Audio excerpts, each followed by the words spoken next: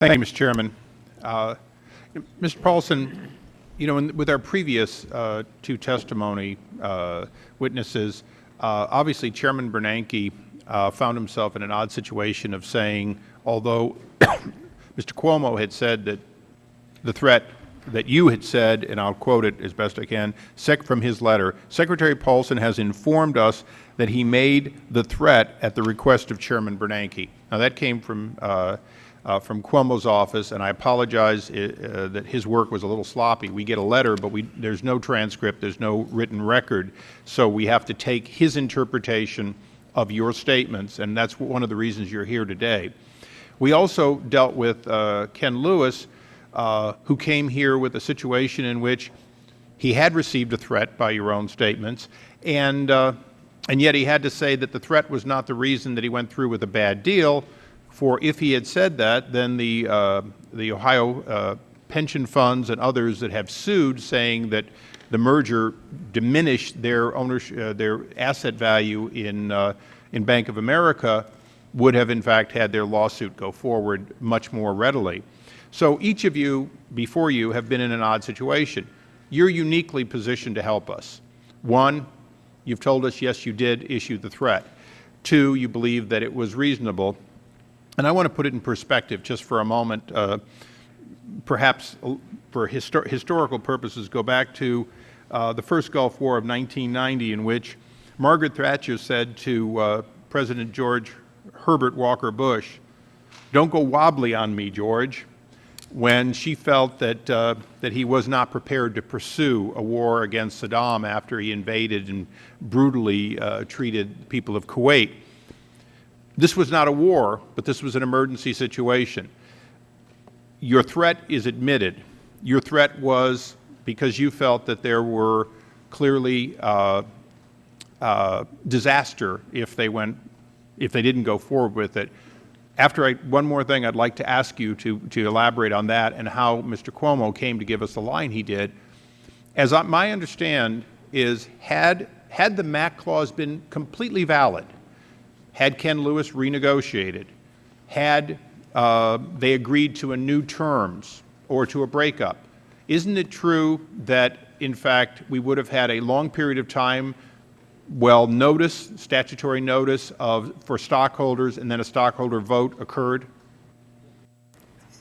Yeah, there is. If there had been a renegotiation, there would have been an extended period, and there would have been a revote, is my understanding. And isn't it that which is at the center of why you issued the threat and why Ken Lewis ultimately decided that the damage from that period, even if he got a better price or broke it, either way could be disastrous to both firms? Well, the reason, and again, I don't, Ken Lewis didn't characterize it as a threat, and I. No, actually, he didn't he did characterize it as a threat. He managed to say that he didn't feel threatened while receiving a threat. I prefer to characterize it as me explaining the Fed's supervisory authorities to him, but in any event, I like Margaret Thatcher's way of doing it myself. However we characterize it, that the concern that I had was that the MAC clause wasn't a legally viable option. There's no precedent for it. There's no basis for it, and so doing that would have just been.